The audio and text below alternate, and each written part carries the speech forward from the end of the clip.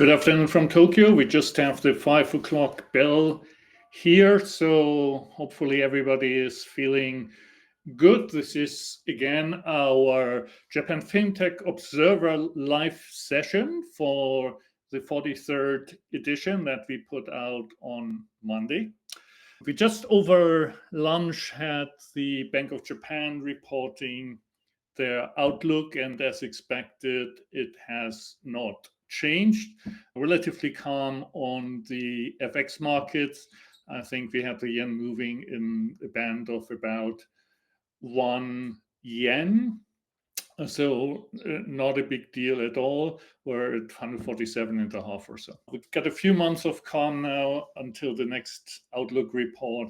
But as always, for today, rather than reading through the FinTech Observer, which you probably have done in some shape or form if you're here, we picked again 3 topics that we want to dive a bit deeper into, and they're somewhat related to what we had in the news this week. So the 3 topics are: one's revenue-based financing, RBF, and we want to also use this to take a slightly deeper dive into one of the Japanese fintech startup called Yoii. So hopefully we can achieve this every week, that we'll highlight one of the companies. So we're getting a good view into the ecosystem over time. Secondly, tying together some of the news streams that all are somewhat related to positioning Japan as a leading asset management center. And thirdly, there are people who actually worried about the developments regarding the population, and that council, as always, you have an expert group in Japan looking at these things. That council has published a report and is going through some scenarios and demonstrating how this is going to develop and which measures can be taken. I think 3 interesting topics. Let us dive right in. In the first place, what is revenue-based financing? It's very suitable for companies that offer subscription models. So typically it comes out of the software as a service area, but it's also applicable to direct-to-consumer businesses. And it's essentially a factoring-like arrangement whereby these future revenue streams, future receivables will be mortgaged, and you can get debt financing through that mechanism. So it's an alternative to debt and equity in a traditional way, and it provides growth funding while not incurring any equity dilution, which as a founder I find very important. And secondly, the critical point around bank loans is that you typically in Japan have to give a personal guarantee with your personal property and wealth. You have to guarantee the loans, which really puts the founder into a very difficult decision. And it's thought that if you can remove that guarantee, then many more people would be willing to enter the startup journey. So typically, this is done by access to the accounting data or the e-commerce platform where the goods are sold. In Japan, there is this company called Free that is financial management software that uses open banking also to get your bank account data in, so you can give access to that, or you can get access to your Stripe data, for example. So it's very easy to apply, and you don't need to go to a bank with a stack of documents in the old-fashioned way, and that's why it's become popular. And we've seen with our angel syndicate a few of these companies that are growing relatively fast. So the question is, it's a 2-sided marketplace. One is, where do you get the funds from to actually lend to the companies, and the second is, how do you get access to a steady pipeline? And Yoii addresses both. Ultimately, there are two different models. One is a fixed repayment, so a fixed amount every month. And obviously, if you have very seasonal sales that are fluctuating, you don't necessarily want to get into a position where the repayment amount of the loan is higher than your revenue that month or even your profit. And so the fixed type is nicely aligned with the company that steadily increases their sales. And once you get comfort level that you reach the next growth stage, then you can basically roll another RBF into that and build up again without equity dilution. So that's nice. The more conservative way is if you simply repay as a percentage of sales. I think also originally Amazon, which did financing for the sellers in few select markets, of which Japan actually was one, they offered you both these models to pay back. Here, Yoii typically operates on the fixed type model. So what is Yoii? They've been founded in April 21. There've been 3 funding rounds by now. The pre-series A in September 22, when the announcement came, didn't have the pre on it. So in a way, the fundraising that happened in December last year was an extension of that original Series A, and now it's been relabeled pre-Series A for September 22 and Series A for December 23. The participants here, the seed funding round was led by Inclusion Japan, ICJ, the pre-series A funding round by One Capital, who are truly the SaaS specialists here in this market, and then the Series A funding by Emilians together with Ituchu. Interesting here also regional aspect with Fukuoka Financial Group coming on board. They actually also have plans for regional revitalization and have a closer cooperation than Kyushu on the regional basis. So the question is, how do you get access to the startups that could use your financing? Together with this pre-series A funding round, Yoii had an agreement with 15 venture capital firms here in Japan, and it's very small put in here, but you can look it up if you like. It covers quite a significant piece of the venture capital market that focuses on SaaS. So ultimately, the portfolio companies of these VC firms get slightly preferential treatment, and in a way, Yoii gets a captive flow, so which is a nice arrangement. We've seen some of that in different models as well in other regions. So while it's interesting, Yoii put this out at the end of last year, so this is dated December 23, a classification of all the different financing methods that are available to startups. So you see on the upper left corner, that's where Yoii Fuel is the platform is, and there are competitors in that space.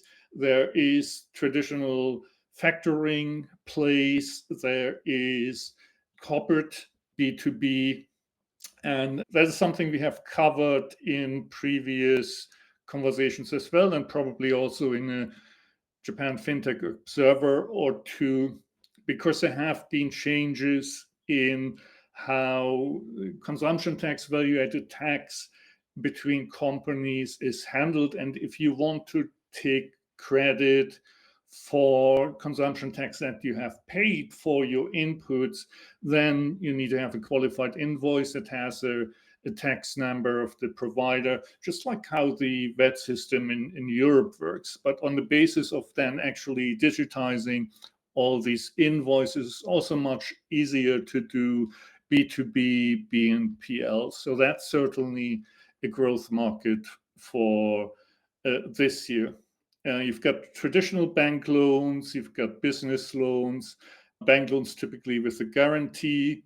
You've got venture debt, either with an equity component, which is the upper box, or without an equity component. And then you've got crowdfunding platform. And that actually ties nicely into the second point actually for today, when we talk about some of the restructuring as a asset management nation.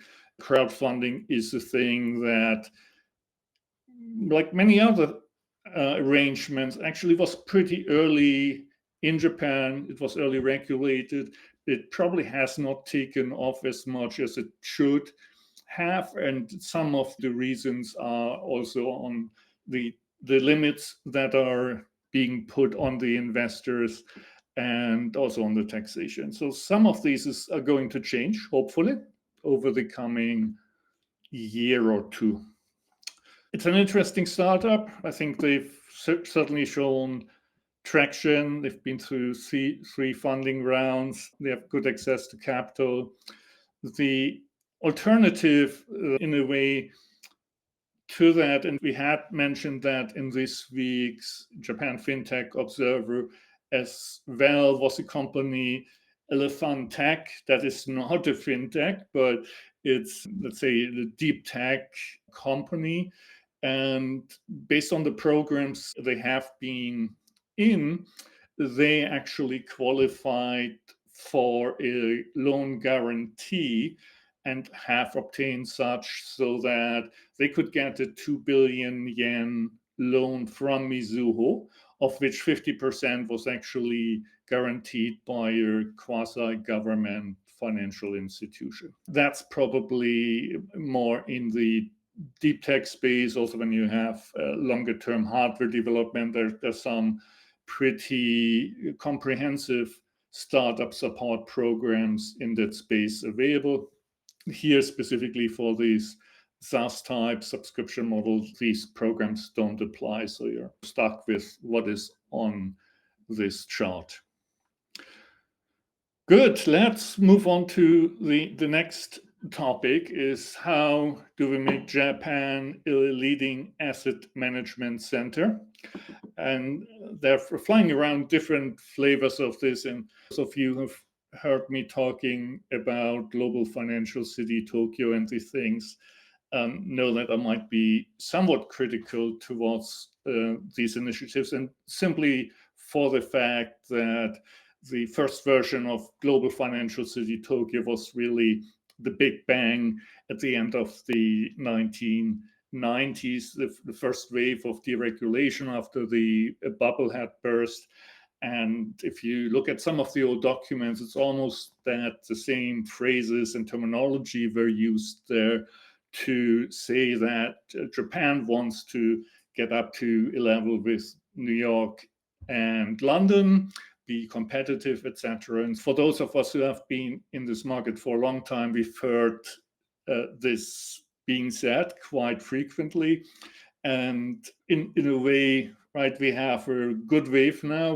We see also here in this plan, there are the activities of the TSE that we mentioned in this week's report as well. So you have items on corporate governance, and then you have things that are essentially the corporate governance and directly impacts the capital market as a whole. And then for the asset owners, you get certain initiatives that really hopefully makes Japan a better asset management market. So all of this fits into Prime Minister Kishida's plan of a new form of capitalism, which has the three components. It has the double asset-based income plan, so getting people, which we also talked about at least 25 years, getting people to take their savings now that interest rates might rise a bit, take their savings and invest them into productive use, which for once can be the stock market, and secondly, also then the startup ecosystem. The idea is to make more people invest in startups, grow the nation's wealth, and then the spoils can be shared between investors and the entrepreneurs. Second point is the corporate governance reforms. And then the third one is then really the asset management sector and the asset ownership. So that's where we want to focus a bit more on. The diagram on the top shows these three sections. And in particular, for the reform of the asset management sector and the asset ownership, there are 5 points. So the first two are essentially a breakout of the title. The third one is promoting financing for growth. So that's the whole startup ecosystem as a diversification of investment opportunities. Fourth one is the effective implementation of stewardship activities, which people have been working on also for a long time. And if you're interested in that, then take a look at the Board Director Institute of Japan, who provide courses for directors and have been advocating for a long time in this space. And the fifth point is then also the positioning. That's public relations and communications to the outside world. And again, there's been quite a bit money spent, which is good, on both the startup side through JETRO and some of the acceleration programs that they have supported, taking startups out to the world. So JETRO took 30 startups this year to the CES that just took place in Las Vegas, which is great. And no doubt about that. If you followed some of the news and reporting from CES, you might have noticed that Korea sent 500 startups and really made a splash, essentially taking over almost the whole pavilion or so. So they went really overboard and were super inclusive. Maybe that's a way to put it in terms of the ecosystem. This is just to say that we just look at Japan, again, progress, and we like progress, and it is very thoughtful, sometimes maybe a bit slow, and there are others in the region even who making a big splash. And then Korea clearly makes a big splash in the startups investment, and they make a big splash in semiconductor cluster that they're trying to build as well, which is probably 20 times the size of what is happening in Kumamoto with the Japanese government. But let's be happy for all we have. So when we look at the asset management sector overall, I think the first point is really what found a reflection in the activity over the last week. And that's really calling on the major financial groups to develop plans to have a stronger asset management function, both in quantity and in quality. And I think when it comes to also the investor communication and such, MUFG hit the ball out of the park. They published a quite interesting and detailed document around their asset management strategy.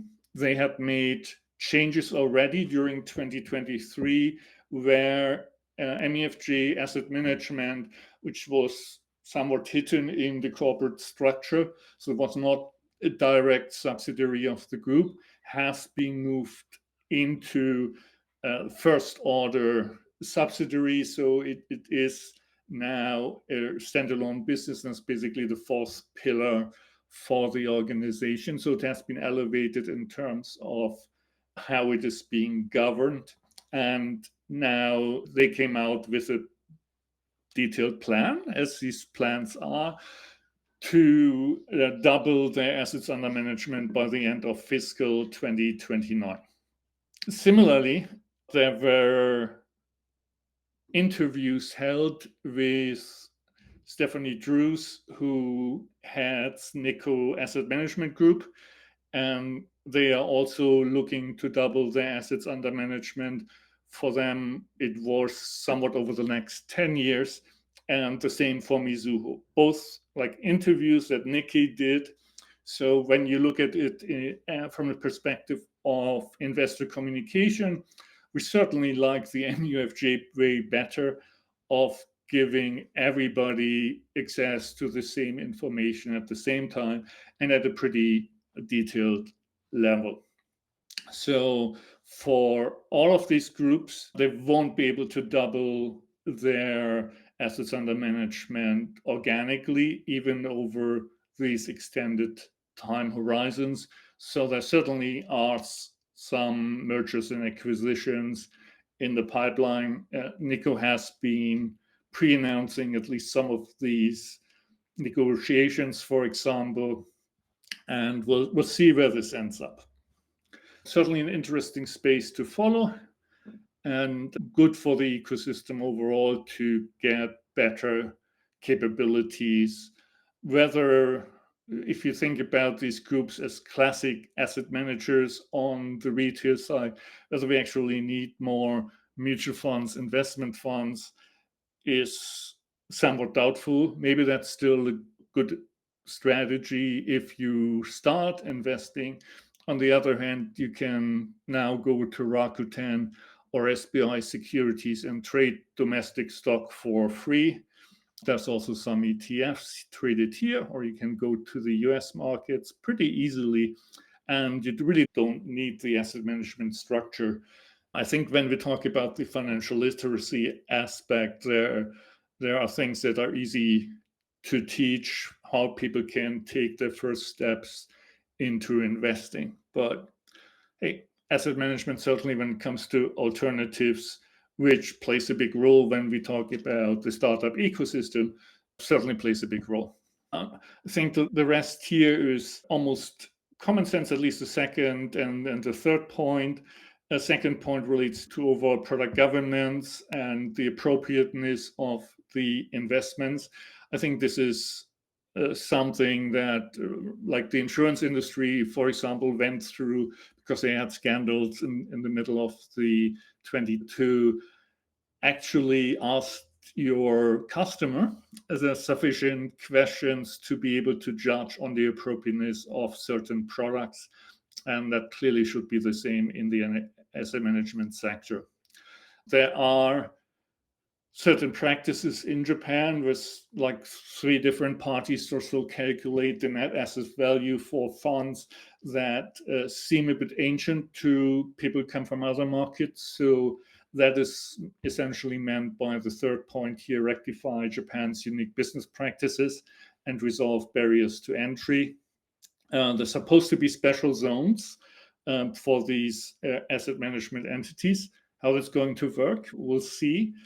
Clearly, if you start an asset management business in Japan, then you want to address the whole nation. But if you get a certain numbers of years of tax benefits by locating to a certain region, maybe this can tie into the regional revitalization theme then as well. The last one again tied into the news from last week, where the Government Pension Investment Fund, GPIF, which is still just the largest asset manager in the world, is opening up their criteria to allow more emerging managers to pitch for mandates. And that is something that ultimately the government would like to see from many parties, to give new entries a chance. And that's clearly right. It's the old question: you have a fiduciary duty towards your clients, and if you run a pension plan towards the beneficiaries of the plan. And it's much easier to argue that somebody who's got the track record, we've made the right choice and have given appropriate care to the selection process, and when you take a newbie. But in order to build a better and more robust asset management industry, you need to give newbies a chance. And so there's a balance to be found. Next point. So again, a bit of governance when it comes to asset ownership, common practices around investment policy, governance, risk management. Right. I remember fondly some CFA times a long time ago where part of the third exam was always to write an investment policy statement. And somehow these global programs have some value, I would think. These governance items have to be implemented here as well. And things around defined contribution and defined benefit plans and making them also more transparent, both in terms of the performance, but also in terms of the managers that are chosen. So if that is your space you're playing in, you might dive deeper. It's typically not something I get to touch. Financing growth, which is a SaaS. This is a point around investment in startup companies.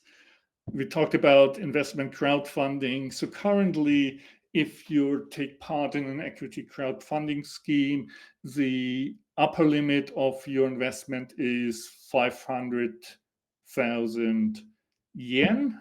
And I think the upper limit for the company is a million yen. So that's not a lot of money on either side of the equation. And for the individual investor, the changes coming that go a bit more in the direction of what we're used to with an accredited investor in other markets. So it's based on your income and net assets. And then you should be able to spend more than 500,000 if you want to risk money.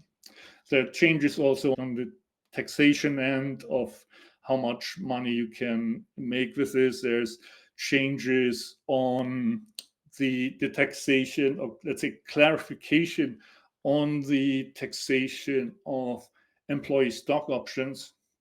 And again, if you take a look at the Japan FinTech Observer from this week, we actually brought you one example of a company that has adjusted their plan and reissued employee stock options at the end of last year to comply and be in line with the guidance that came out in the middle of 23. So it gets fairly technical in terms of what needs to get done, but they've been pretty early on that. So if you think about doing a startup or you have a startup in Japan, make sure you understand the guidance that came out of there and you adjust your plans accordingly. As always, talk to your tax professional on these topics.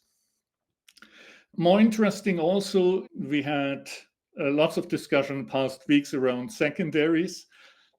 Some people think it's a hot market, some others don't like it. And the reason that secondaries are hot is that if you looked at the bubble funding of the 2021 vintage and the funding rounds that have taken place there, they've really been beaten down. Now, the fact that they've been beaten down doesn't mean that they're cheap. They were probably overly expensive anyway. But the market mechanism to be able to trade these things needs to be there. And so there will be changes on unlisted securities that will maybe initially be just for quote unquote professional investors. So again, this is the kind of the accredited investor route, but also will allow type 1 broker dealers that are licensed as such to be able to start a PTS for secondaries, right? Unlisted securities, mostly of course targeting status PTS within certain parameters without going through an additional certification or licensing process. Add some value to a Japanese broker-dealer license, and I'm sure there are things that even financial market operators like the Osaka Digital Exchange that we have now, these people will all be looking at that and capture some of the momentum to then also provide liquidity to early employees in the startups when we come to the growth of the ecosystems.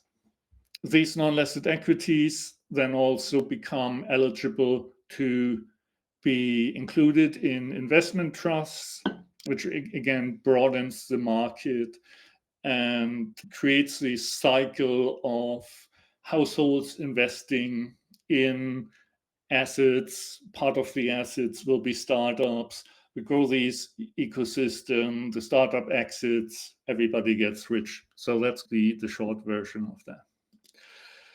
So effective stewardship activities. The TSE has been super active in this space since about March 23. They had promised that they would put out a monthly list of those companies that have submitted plans for action to implement management that is conscious of cost of capital and stock price.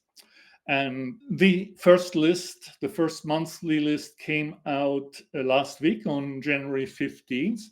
And you can take a look at that. There are different slices of the data. Given that we now had 9 months for these companies to comply, you see that really, for me, 40% of the prime market and then 11.5% on the standard market have actually come out with plans. Others have said they have the plans under consideration. So I want to set the bar a bit higher here and say we're beyond the point where we should be talking about this. We want to count really those chickens that we've captured fully and those that have put out the plans. And that is 40% of the prime market and 11.5% of the standard market. So it's interesting. If you're a trader, you might just want to look at some of the activities over the last year. So generally, you would say that the performance of the companies that have put out their plans, which also was the lower price book ratio companies, typically, they have outperformed those that haven't communicated. If you assume that this shaming now works, the fiscal year in Japan ends at the end of March. That means that annual general meetings of the shareholders will take place late May, June timeframe-ish. And when it comes to the AGMs, will this company still want to be on the list and face questions of the shareholders? It's a question. You can form your opinion. And ultimately, the companies that have maybe outperformed over the last year, do they have the wherewithal to see it through another year? Are they financially strong enough to do that? Maybe there is a bit of a play or short the strong performers from last year on this dimension, taking other balance sheet measures into account, and put the monies into those that have not been compliant just yet. Certainly, it's something also being put out nicely in English communication that allows everybody to comment. So social media has been a buzz a bit over the last week regarding this. Then we have points on communication. So they want to launch an asset management forum. Really, next week, there's a first iteration of that. It's probably not as big as it ultimately will be, but a 2-part event on the 31st of January. One is the Tokyo Asset Management Forum, TAMF, and the other is a FinCity Tokyo event about going global, etc. Actually have not checked if tickets are still available, but if you're interested in this topic, just Google it. You should be able to find the information easily, and it's free to attend. I think this just ties together, right? Lots of the news feeds that we put out and collate, curate for the Japan FinTech Observer, like the news around the asset management company. We had MUFG this week. We had already mentioned Nikko Asset Management the prior week. Mizuho also came out last week, together with what the TSE is doing on the naming. So you get this whole package of right? Trying to move things forward in the market here. Of course, this is all based on Prime Minister Kishida's new capitalism, as we showed on the outset. And it's anybody's guess how long he's going to be in power. It's almost as interesting in terms of the betting odds as the Bank of Japan monetary policy meetings are, given that we just had a scandal.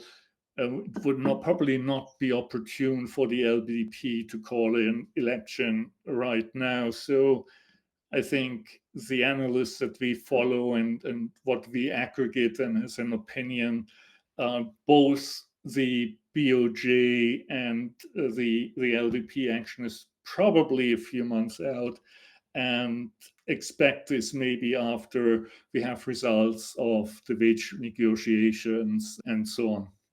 Also, the BOJ just adding another component into the decision-making process is more unlikely to act if there's political instability, right? Just natural. Lots to watch out for here this year. But let's take a longer view into Japan. And there's actually a Population Strategy Council that met 5 times last year and came out with an interim report. Not necessarily much new in terms of the numbers. I think if you're, unless you're living under a rock, the situation of Japan with the declining and aging population.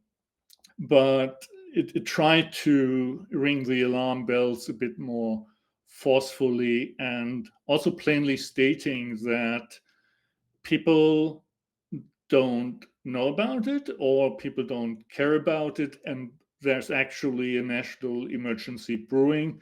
So the first order of business is to make sure people understand, right? We need more children. The birth rate is too low. And if we don't want to end up in a scenario where our population is too small and too old to have comfortable living, it's not good for anybody. So that projection is basically that we would end up with 63 million inhabitants in Japan in 2100. And I won't be around anymore, but I'm sure that some of the babies in the family that were born last year, luckily in the extended family, they will easily live to 21, maybe even right close to 2150 or so. The ratio of old people is already pretty high, right? So the IMF, I think, has these category of super aging society where the ratio of old people, meaning older than 65, is actually Japan, the only country over 25%, although the European countries are tracking pretty closely by now. And the birth rate continues to go down. And so all of this is about a trend, stopping the trend first, and then a trend reversal, right? So ultimately, on the birth rate in particular, say 2030 is the last chance to actually arrest this trend and get a reversal, because obviously this takes time. Babies are made in 9 months and we grow up over whatever 20, 25 years. So this won't happen overnight, but you need to basically reset over the next 6 years, which is very ambitious, and then reach a birth rate of 1.6 by 2040 and 1.8 by 2050. And if you do that, then you have a chance to stabilize the population at 80 million in 2100. And the other scenarios we actually look at on the next page. So the issues identified, it's a bit, how should I say this?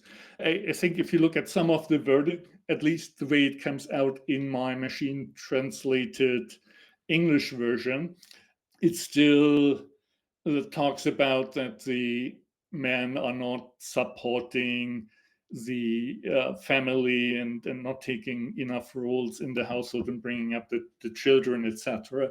Which I think if I look at the younger generation, it seems to be maybe doing better, at least in the people in my family that I see. But ultimately, it says that we're at such a dire point in this whole development that this is only solved if the society as a whole becomes engaged, right? So it's the older people, of which we have plenty, should also chip in for childcare, as should the society as a whole. So everybody benefits by making the population stabilize around 80 million. And the alternative scenarios to that are not quite that pretty. So again, this machine translated, some of the alignments maybe are not perfect, but so again, if you don't do anything, that's the light blue bar, the second from the bottom, you end up with about half the population that we have today, 40% aged and 15.5% foreigners. So that also assumes a certain level of immigration. 15% here is seen as probably too high. With the ideal scenario stabilization, you end up around 10. And you, in the stabilization scenario, you also hit the 40% aged population somewhere around 2050, 2052, but then you recover. And that's where the recommendation ends up. Of course, if you look all the way to the bottom, if you look at a worst case scenario, there's no doubt that 51 million would be a disaster. Now, I find the analysis thorough, right? So it's a typical Japanese expert group. So there are university professors in there, the business leaders, etc. A really group of highly credentialed and smart people. And you need to start somewhere. Now, the question is, what does all the new technology do that we have, right? For a long time, we've been talking about a digital cliff in 2025 that Japan would experience. I think the worry at the moment is more that we're running out of truck drivers rather than out of software engineers, because there's a limit on their overtime put into place this calendar year. And we haven't really heard that much about the digital cliff. And if you look at the Copilot solutions that are available with generative AI, different quotes, but somewhere 20 to 40% productivity gain, right? So maybe it always comes back to me to the question of, do you actually need that many people? And maybe 80 million here is a good range, simply because you're stabilizing the whole pyramid and you don't get this overhang of old people, right? So 30% over 65, you get to an equal distribution throughout the pyramid. And that seems healthy. But I actually would love to see an economist or analyst do the review of the different scenarios of the jobs that could get lost, how many working bees you need with certain automation, etc. So this is one view, and I find it an interesting one. Otherwise, I wouldn't have picked it here. The consequence of that is also, when you look, especially in the fintech space, many of the business models always going after the young population. I want the Gen Z to buy the services. And I think there's still too few offerings for the silver generation. And silver tech, in a way, is quite an opportunity for Japan as it is for Europe at this point already.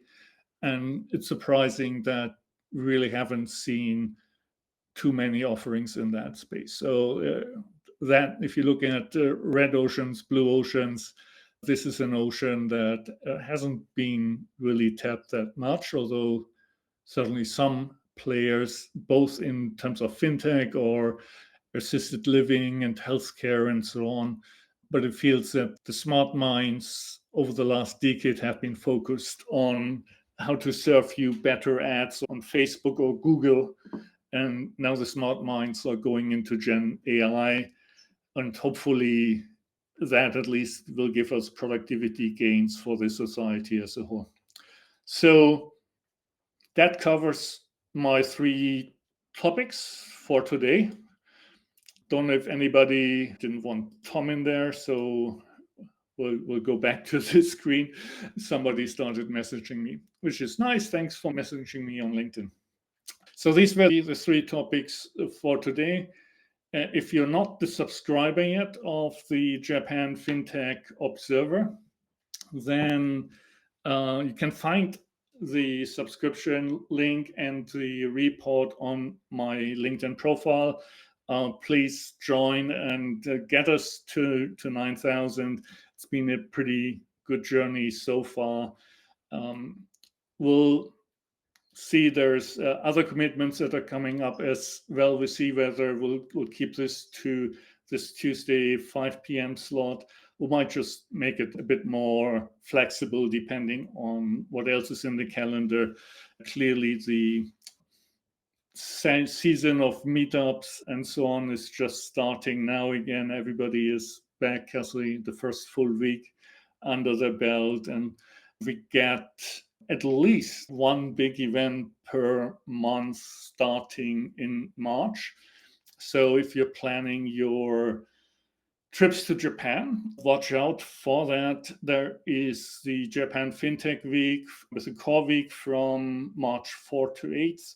It will have Begin, which is the blockchain governance initiative, which I think this is their 10th block now. So it's great to see people in person here again. They are very good in circling around the globe. I'll be joining that and looking forward to seeing everybody in person there.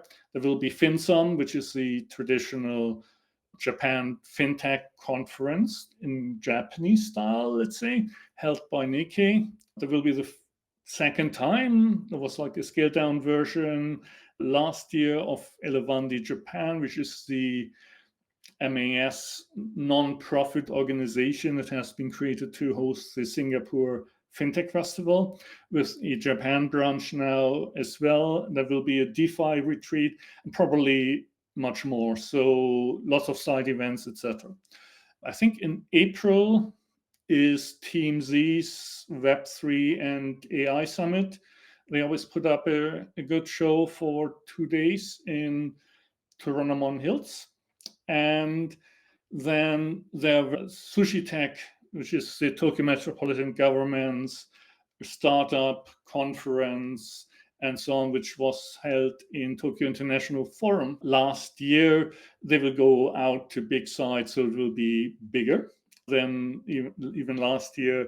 And Tim Romero, whom many of you would know, put out a post today with a discount code. So if you're interested in going to Sushi Tech Tokyo in May, watch out for Tim's post, or if you can't find it, please feel free to reach out to me. I think it was fascinating to see that happening across all industries last year, and we're looking very much forward to the whole event again this year. So lots coming up here in Japan.